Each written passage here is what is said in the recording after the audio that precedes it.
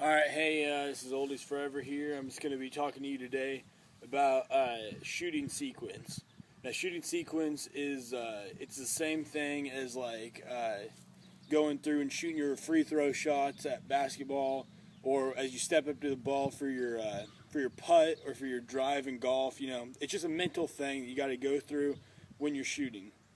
And it's going to be the same with a release or with your fingers. So, I mean, either way, I use release. It's a little bit more accurate. But, all right, so what you got to do first is you got to obviously knock up your arrow. All right.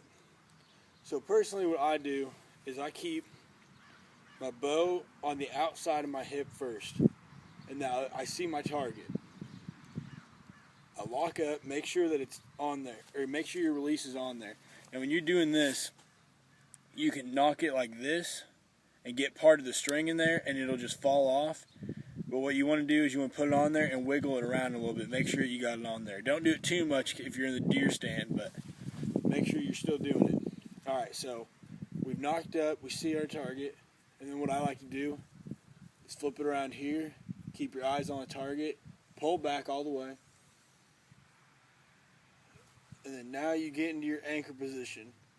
Now at this point, whether you have in your anchor position, you should at least have a place where you put your knuckle or your fingers or something on your face. Now me, I put my knuckle just behind my jawbone right here, and it just keeps me right here. And then that allows me to also put my nose on it, which I didn't do at first, but it is helping me a little bit to do. So what you do is you put the string on your nose. It's just another anchor point for you to have to make sure that you're that more accurate each time. The more anchor points you have, the better shot you're going to have, because it's going to be the same shot every time. Now a lot of people can get like kisser biscuit, I think, or kisser buttons. It's just like a little tab on their string they put on, and it just fits right here in the corner of your mouth. And when you pull it back, it's going to be the same as putting this here, kisser button here, and then you're going to have the string on your nose. Now, after you've done this, what you want to do is you want to look straight through your peep sight. Now, there's a lot of different kind of peep sights you can get. Mine's a 3-string one, which I recommend a 2-string, because sometimes a 3rd string can get in your way and it can blur the sight a little bit. I don't like that very much. So I would definitely recommend getting a 2-string, which I'm going to be investing in this summer when I get a job. But okay, let's go back to the sequence. So you see the target, you latch up, see it again, wrapping it around, pull all the way back, and then here we go, we're at our anchor point. Then you make sure that your sight is level. Once you do that, you put your sight pin for whatever yardage that you're at on it. Mine, I'm at 15 yards right now, so I'm shooting at my top pin. I mean, really, 10 and 15 are going to be the exact same pin. Then, depending on your poundage or your feet per second, you might need another one for about 20, but not necessarily. If you sight in your pin for 20 yards, and then you step up to 10, they shouldn't be almost any different at all. Now, after that, then you're definitely going to want to start putting in, I would say sight in one for 20, try to do one for 25, and then one for 30. But if you're really getting crazy, I'd go 20, 30, 40. Maybe just 35. Because I looked it up, and I think it said online that like 80% of all deer or white-tailed deer in Illinois are shot between the distance of 15 to 30 yards.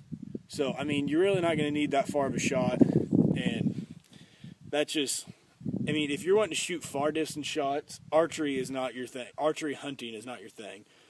But yeah, that's what I recommend for the sight. But here, if you want to take a look at my sight right here, see, you got to have the level right here, because you want to line it up so that way, hold on. So that way the level is in the center right there, like that. And then after that, then you line up one of your sights up here with your dot, or with your dot on here with your target, wherever you want to hit them. And as soon as you get that, immediately release. Make sure that your arm isn't moving too much, because if you're going like this and you hit it like that and then you release, you're going to fade it right so much that it is going to end up shooting right anyway. So that is not something good. And another thing that I like about this sight, oh, you can't see it, but I got a glow-in-the-dark rim around the outside of this. So that way, no matter whether I'm shooting during the day or during the night, I will be able to see where my sight is, and I can make sure that my peep sight is always in the same position compared to where the sight is. That's something very important too. When you're looking down your peep sight, you got to make sure that your peep sight looks the exact same when you release every single time. Every single time that you release, your peep sight compared to your sight has to look the exact same. Now, I don't care if you want to just put in your level, if you don't want to see your level, if you want to see the top of it, I don't care. But you need to make sure that it's the same every time, because if you're looking at or down your peep sight and you got your level in your peep sight one time, and then you don't have your peep sight in there the next, they're going to be two different complete shots. Even if you had it dead center, steady as a rock both times, they're going to be different. There's no doubt about it. No matter whether you're 10 or 50 yards, they're going to be different. But anyway, all right, so I'm going to go through and I'm going to shoot 3 more shots showing you my technique for how I do my own sequence. Now, you guys are going to do your own. You guys might not start here. You might start over on this side like my brother-in-law does. You might latch up or something. You might have like the 3-finger release and have it up here. Or you might be shooting with your fingers, but I'm going to go ahead and shoot a couple and just show you how it's done. I'm not going to talk through these though.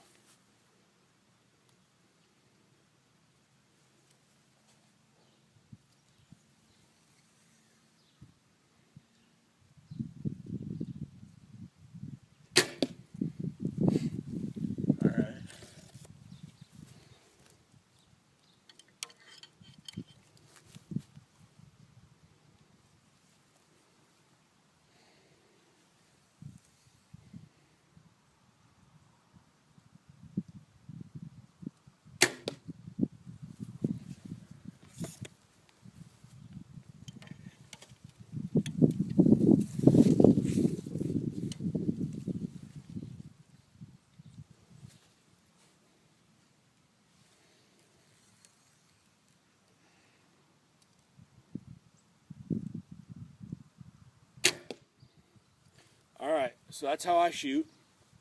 Now,